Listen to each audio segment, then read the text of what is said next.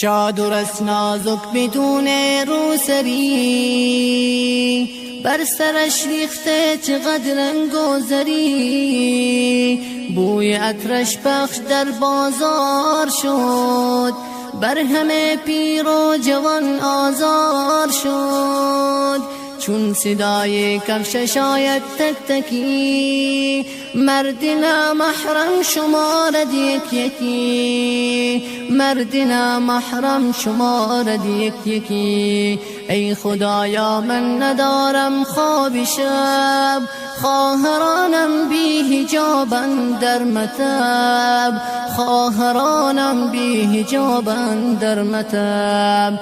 گر تو منشی یا رئیس دفتری، چادرت حتما بپوش با روسری، چادرت حتما بپوش با روسری.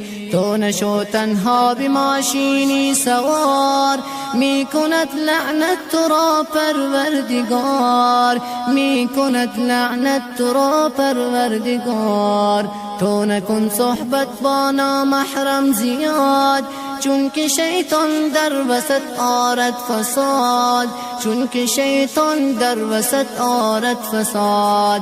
هر کجا رفتی به آرامی برو، با حجاب و رسم اسلامی برو. توی دانشگاه و جمع‌های بزرگ، خوب مواظب باش زیاد است بچه گرگ، خوب مواظب باش زیاد است بچه گرگ.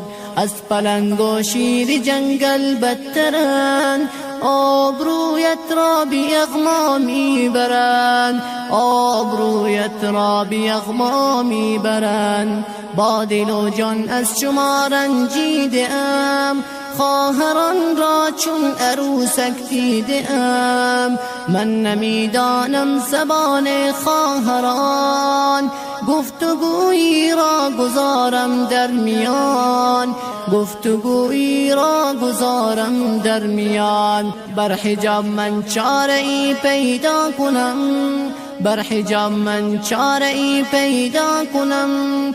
داد و فریاد یک کمی غوغا کنم، داد و فریاد یک کمی غوغا کنم. گر مسلمانی نصیحت کن قبول، با حیا باشی چو اولاد رسول، با حیا باشی چو اولاد رسول.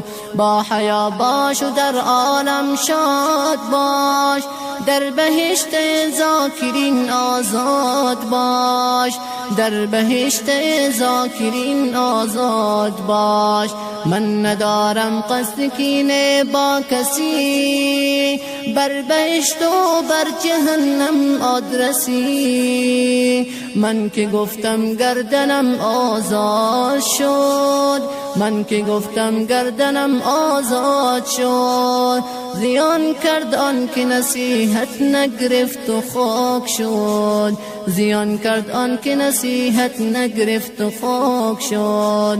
چادرش نازک بدون روسری، بر سرش ریخته چقدر رنگ و زری، بوی عطرش پخش در بازار شد، بر همه پیر و جوان آزار شد، بر همه پیر و جوان آزار شد.